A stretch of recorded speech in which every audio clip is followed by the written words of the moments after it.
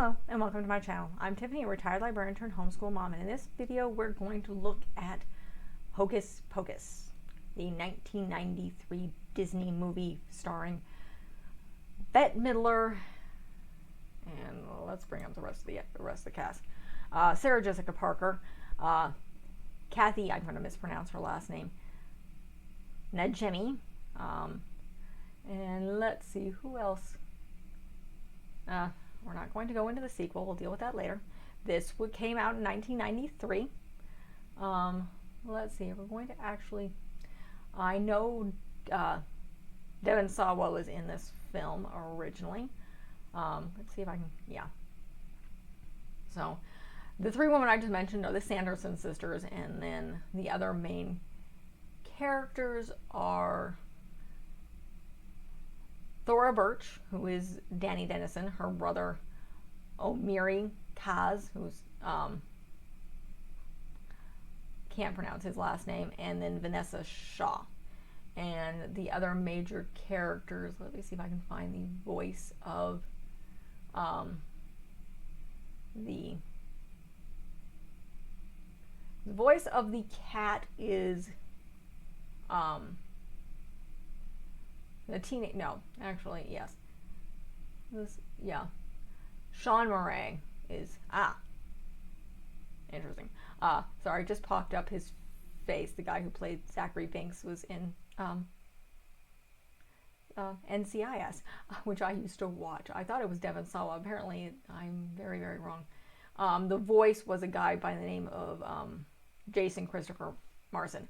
So, for you unfamiliar with this film, again, I'm a 90s kid. This came out in 1993, and I'm a big fan of Bette Midler.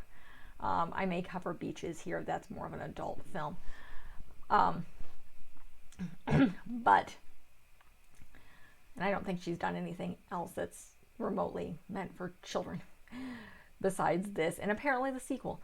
We'll get there. So this film it's kind of midway between really dark and just really fun. So it's kind of a mixture of both here. So if your really little ones get really scared, don't watch this movie. There's nothing hackerly graphic, but these witches are summoning children to suck the life out of them. That is their premise. So, and there's the occasional zombie. So it can get a little scary for the little ones. As long as you have a typical standard elementary, middle school, or even a high school is going to probably enjoy this. They'd be fine. If they don't scare easy, this is okay. So the story of this is back in Salem. When is this? I'm looking at it. It's been a long time. Again, this is a Disney movie. I try to avoid Disney, but like Harry Potter, it doesn't go away. So back on Halloween of 1693 in Salem, Massachusetts, a young boy by the name of Thackeray Binks. I always thought it was Zachary Binks, but apparently it's Thackeray Binks. He witnesses his little sister Emily being whisked away to the woods by the Sanderson sisters, three witches named Winifred, Sarah, and Mary, to their cottage where they cast a spell to absorb her youth and regain their own, killing her in the process. So again, a little dark. He confronts the witches, but is transformed into a black cat and cursed for immortality. The townsfolk find out, and they're led by Thackeray's friend Elijah, and Binks' father immediately arrests the sisters, sentence them to be hanged for murder of Thackeray and Emily. Before their execution, Winifred casts a spell that will resurrect the sisters during the full moon on All Hallows Eve, when a virgin lights a black flame candle. Thackeray decides to guard the cottage to ensure no one summons the witches. So now we're 3 centuries later. It's 1993 and Halloween. You have Max Dennison, whose family suddenly moved from LA, because of course they did. I think he has a Dodgers hat throughout the film. So he's come from California to freezing cold Salem, Massachusetts, right around basically when kind of school's starting. And he's told the legend of the Sanderson sisters, and there's a museum. And then he's kind of bullied, and then he's trying to oppress a girl. So on Halloween night with said girl and his little sister Danny. They go to the cottage, and because of course this happens, he's an idiot and a virgin. He lights a bloody candle because his parents are out. He's supposed to be taking his sister trick-or-treating. He wants to go to a party. His parents are actually at a Halloween party that night. So he lights the candle. It's Halloween. The Sanders sisters come back. Bing finds out, gets pissed off because all of a sudden the witches he's been guarding are back alive when she's trying to befriend. They steal their magic book. They go hiding. He follows them around. Little girl obviously falls in love with this cat. He gets run over and then comes back because he's immortal. Yes, it's slightly freaky. But essentially, the entire film is the Sanders sisters are trying to, they want Danny, because little girl, and they can't go after any other little girl. Probably because they're mad at, because they tried to get her, and her brother protected her, and the cat blocked things off. So, essentially the rest of the film is you had the Sanders sisters dealing with 1993 Salem, because the world is completely changed in 3 centuries, and you have electrical lights and people, and Halloween isn't scary anymore, and electrical buses and electrical lights and candles don't really go anymore. So it's kind of funny. They chase them through the school. Obviously there's a whole singing thing because you have Bette Midler in a film, and you can't not have Bette Midler singing. Though you do have Sarah Jessica Parker singing in the beginning. That's how she lures children. She's on a broomstick singing, summoning the children. That's how the movie starts. I don't know if it's actually her singing. It might be. Her husband's in theater. I'm not a huge fan of Sarah Jessica Parker, so I don't know that much about her. But essentially, eventually they awaken, I think one of Sarah's old boyfriends, who they try to use to attack the kids, but he actually decides, by this time they're in the graveyard, and he actually turns against them because he was originally, I think, Winifred's boyfriend, but he left her for her sister Sarah, so she kills him and then sews his mouth shut. So bringing him back to life was probably a bad idea because he's kind of pissed. He essentially chose to try to attack them, but in fact he's just grabbing Max's pocket knife to allow him to speak again. So, and then he leaves to tell off Winifred, which of course pisses her off. So their whole job is they're trying to protect Danny and get rid of the witches, which they eventually do because apparently these witches turn to stone.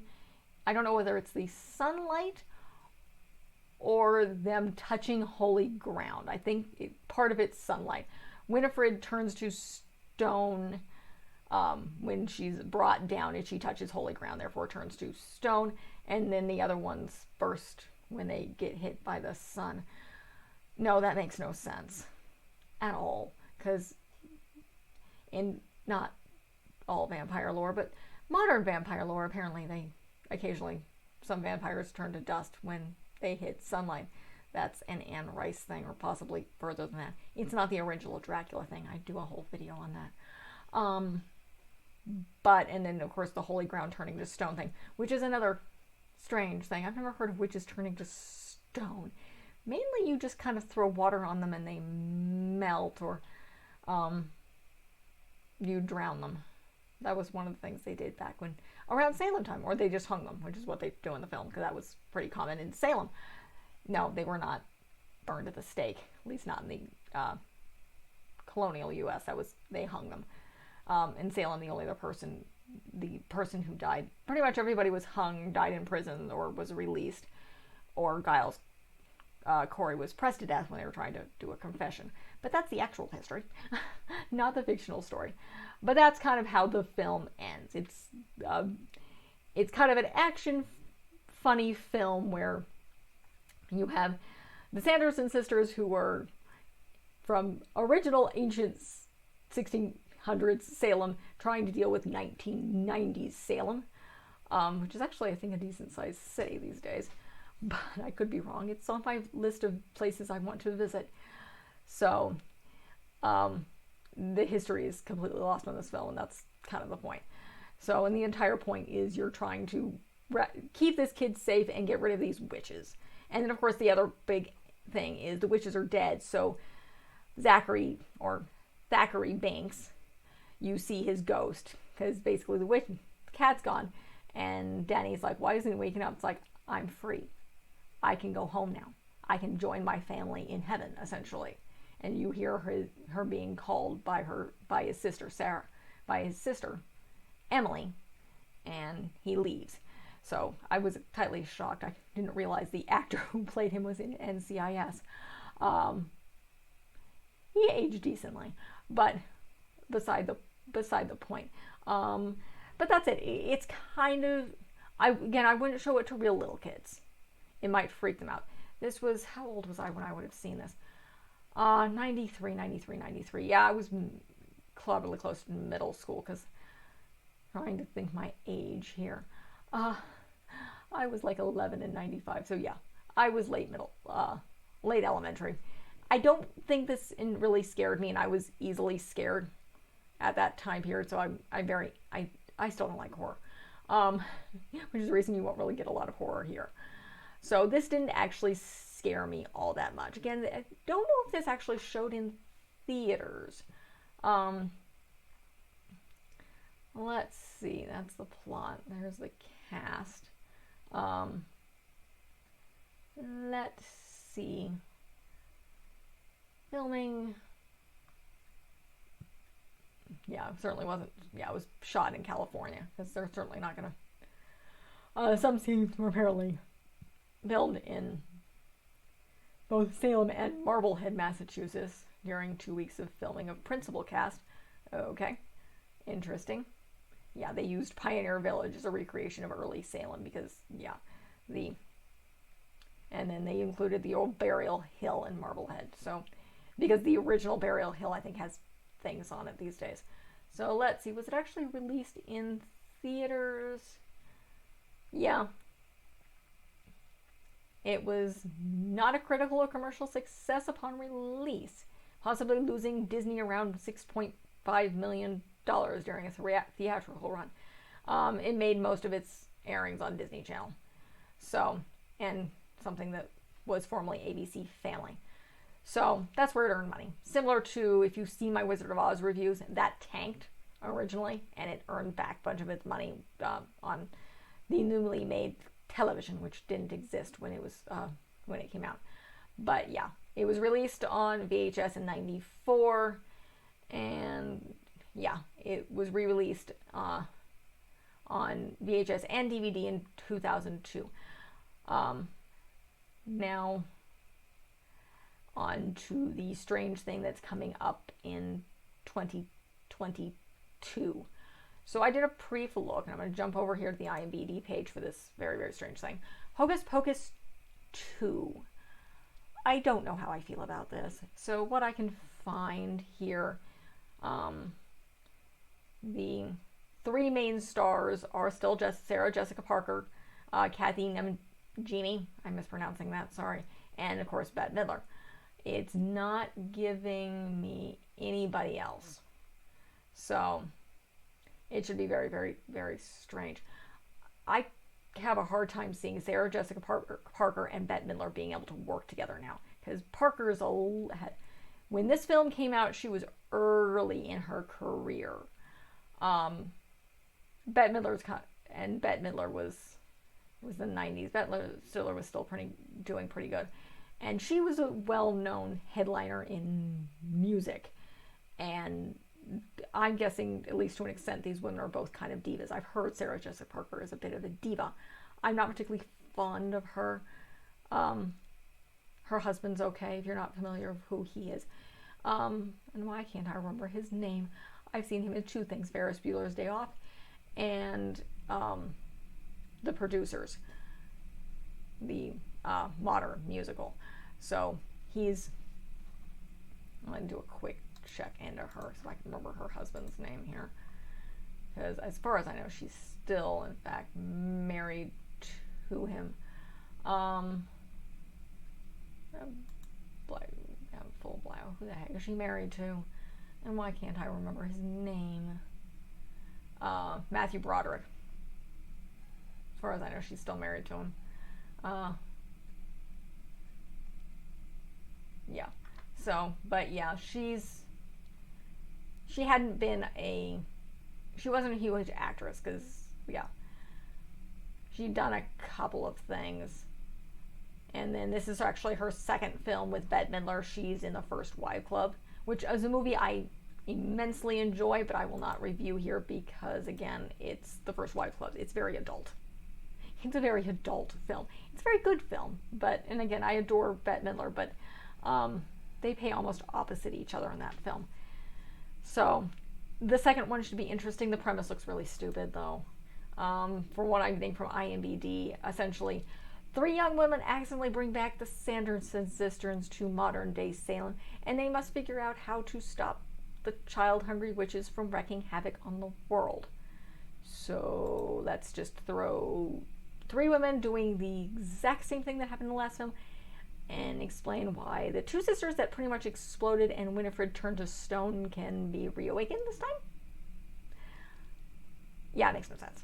So this is coming out it's going to probably come out around October of 2022. It's saying just 2022, but it's a Halloween movie. Of course it's going to come out in 2022.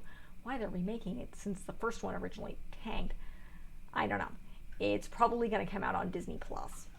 They're just going to put it on their streaming service. So that's going to be that's my guess. They may put it in theaters. People seeing Bette Midler again, because she hasn't been in anything in a while. In a long while, I don't think. Let me pull her up completely on IMDb, because here's her filmography. Has she done anything remotely recently? Let's see, she did a couple TV things. Yeah, she's done a few TV specials. She was in the Oscars. She did some sort of short in Death of the Pizza Man, which I've never heard of. Apparently she did one episode of The Good Place, which is a TV show my husband watched. She's been writing. Apparently she was in a mini-series of The Flowers of Algernon. I'm aware of the book. I'm probably not going to cover it because I think it's depressing. So let's see. So she hasn't been really in any big films lately. She'll still do a lot of singing because that's what she does. So this film might be something that it might be big enough to have a draw plus Sarah Jessica Parker. I'm not sure quite what the other actress is doing. I'm familiar with her from the Sister Act films and this one. So, I accidentally, and this is going to be a little bit wandering. So, and somebody is, I will let my husband deal with that. My doorbell just rang. Once again, I will let husband deal with that. So, let's see what on earth has this actress been doing lately to see if, again, this second film is a big enough draw. Has she done anything lately? Well, this is showing Hocus Pocus is in pre-production. So, wasn't showing that on the other two's website. Yeah, she's still been decently acting lately. But again, she's not a huge star. So, but again, it's probably going to be laying on Bette Midler and Sarah Jessica Parker. So, we'll see. I may review it in a couple years. We will see if I have time. But it just looks very, very stupid. I mean, there has to be some really explanation why 2 witches who exploded and one turned to stone and are somehow being revived. In the original movie, it makes sense. They were hung, they cast a spell. They still had bodies. This one, they don't really. But that is it for this review. I hope you enjoy your October season. I have a bunch of Halloween stuff, some more classical dark book reviews coming up. I'm covering a couple more, 1 or 2 more films, as well as, of course, the entire Harry Potter series that is going on from September through October. And then I'm covering a bunch of Native American stuff for November and some secular Christmas stuff in December. And I've done a whole bunch of other stuff, a mixture of book reviews, films, it's a little bit of travel stuff, particularly kid-focused travel stuff, and homeschooling stuff. There's a sprinkling there. So if you like what you see, occasionally don't mind my rambling, check out, like, and subscribe. Thank you.